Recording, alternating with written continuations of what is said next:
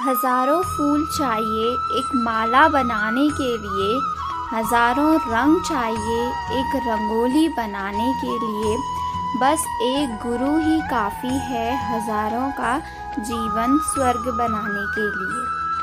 चाहे हम रिश्तों, पदों या धन में अपने गुरु से कितने भी आगे क्यों न हों, फिर भी हमें अपने गुरु का सम्मान करना चाहिए और उनके मार्गदर्शन का पालन करना चाहिए। ये कहानी गुरु का स्थान इसी के बारे में है।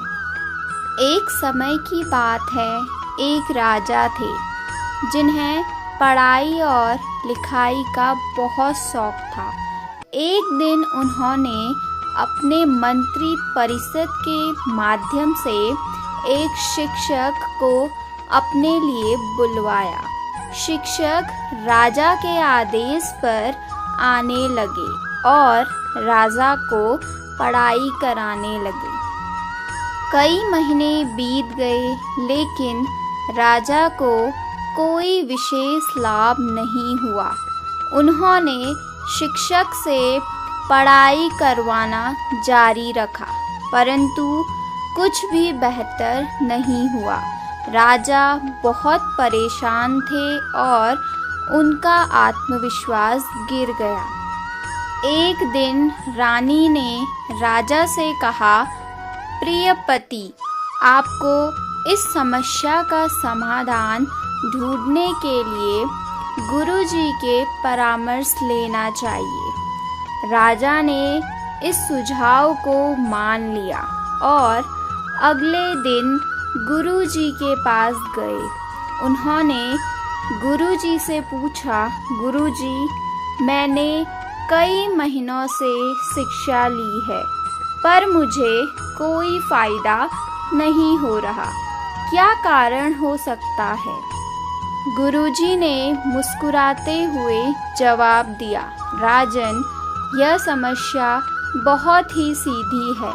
राजा ने उत्सुकता से कहा, कृपया मुझे जवाब दें गुरुजी। गुरुजी ने व्याकुल राजा को समझाया, राजन, समस्या का कारण यह है कि आप अपने बड़े होने के अहंकार में डूबे हुए हैं। हाँ, आप एक महान राजा हैं, लेकिन हमारा रिश्ता यहाँ गुरु और शिष्य का है।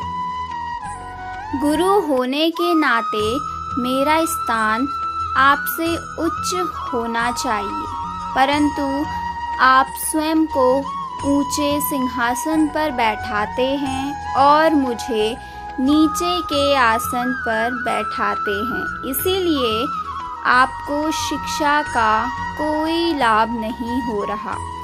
आपके राजा होने के कारण मैं यह बात आपको स्पष्ट रूप से नहीं कह पा रहा था। कल से आप मुझे ऊंचे आसन पर बैठाएं और स्वयं नीचे के आसन पर बैठें, तो कोई कारण नहीं है कि आप शिक्षा प्राप्त नहीं कर सकें। राजा ने गुरुजी की सलाह मान ली और उनके दिशा निर्देशों का पालन किया।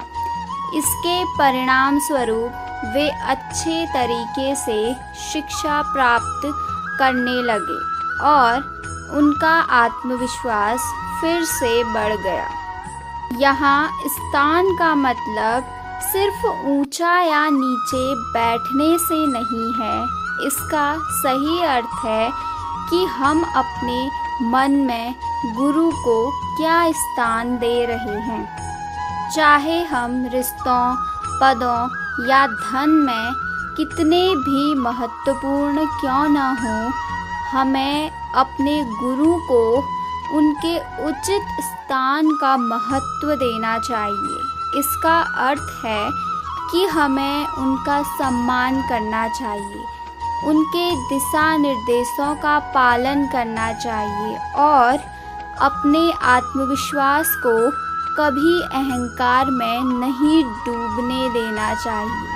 हमें समझना चाहिए कि हमारे गुरु और शिक्षक हमारे जीवन में बहुत महत्वपूर्ण होते हैं और हमें उनके साथ संयोग करके ही सफलता प्राप्त कर सकते हैं।